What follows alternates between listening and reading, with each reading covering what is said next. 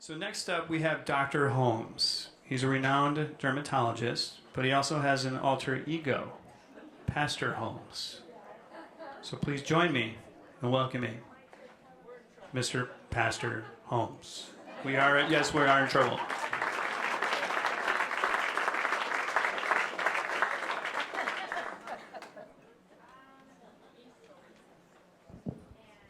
Hello.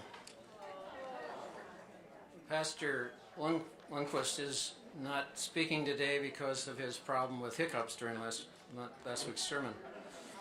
And so I'm reading the church announcements.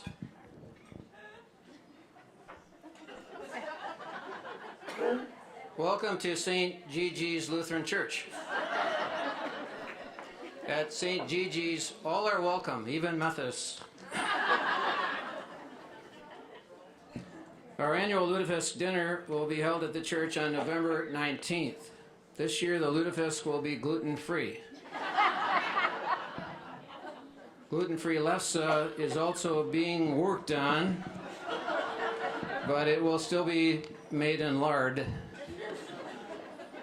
For those who do not care for lutefisk, liver and onions will be made available. My mother said it was really good for you. Children will be able to choose between lutefisk pizza and batter fried nuggets of lutefisk. Our speaker at the lutefisk dinner will be Pastor Inkfest from Lake Wobegon. He will speak on the topic, When Revenge is Not Sinful, Stupid Things That Have Been Done by Garrison Keillor. A new PA system will be installed in the church next month. The donor wishes to remain anonymous, but he did allow me to tell you that this loudspeaker system is given in honor of his wife.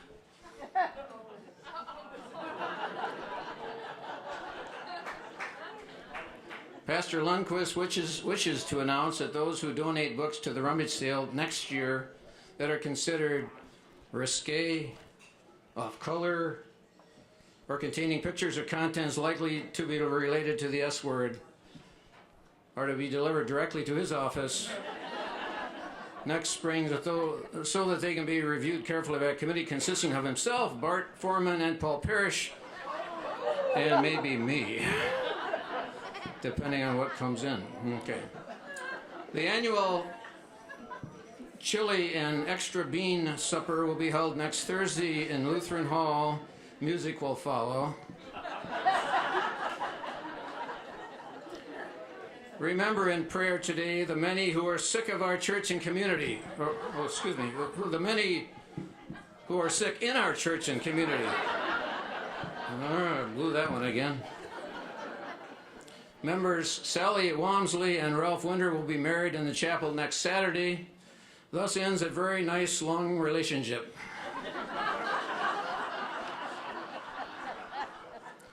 Barbara Watkins remains in the hospital. We are told that she is no longer in pain, but is still having a lot of trouble sleeping. She has requested copies of Pastor Lundquist's sermons. At the evening service next week, Pastor will speak on the topic, What is Hell? Come early and listen to our choir.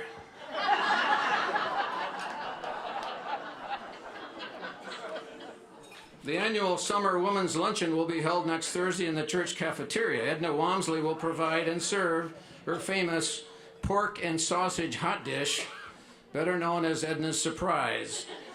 After the meal, Polly Phillips will give the meditation. The low self-esteem support group will meet Fridays from 7 to 9 at the church. Those coming are asked to please use the back door. For the upcoming fall rummage sale, I am told that the ladies of the church have cast-off clothing of all types. They can be seen in the church basement next Saturday. Reverend Christensen from our conference last week told us that our synod board has decided on a new tithing slogan. Hopefully that'll be more effective. It reads, I upped my pledge, now up yours.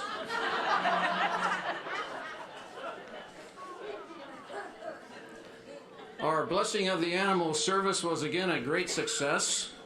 Pastor Lundquist wishes to thank everyone for the cards he received after his allergic reaction to the blessing of the Wimsley cat. Also, condolences were received by Esther Carlson, whose pet mouse Wesley was severely injured at the event.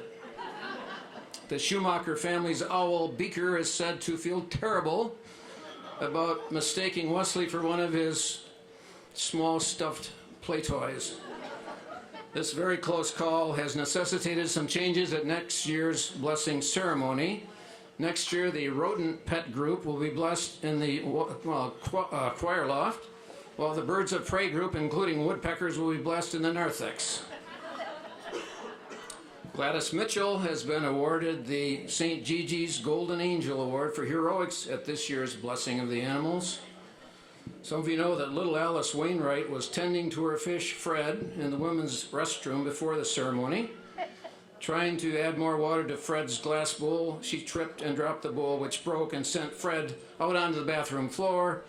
Alice panicked and called for help. Gladys, bless her heart, came and got down on her hands and knees, located the wiggling and struggling Fred, and scooped him up and put him in the toilet, saving his life.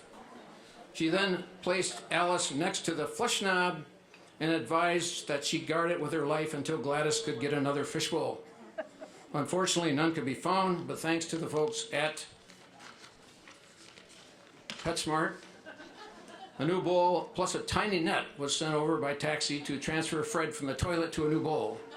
In the meantime, Alice held her ground, turning away several ladies who requested use of Fred's temporary home. They were asked to use the men's room next door, which is, of course, a violation of the Lutheran Church protocol, except in dire emergencies. Pastor Lundquist was contacted and certified that this was indeed dire. I'm happy to announce that both Fred and Alice are doing well after a very close call. The rummage sale 2 weeks ago was also a big success. Many thanks to all that helped. However, the senior men's social group, known to some as the Bald Beagles, has requested a change for next year. They have proposed that the night before the sale, that for a small donation, their members be allowed to search the sale for shirts, trousers, and ties that often go missing just before the sale.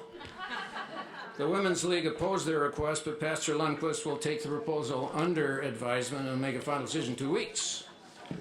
Peace be with you. Thank you.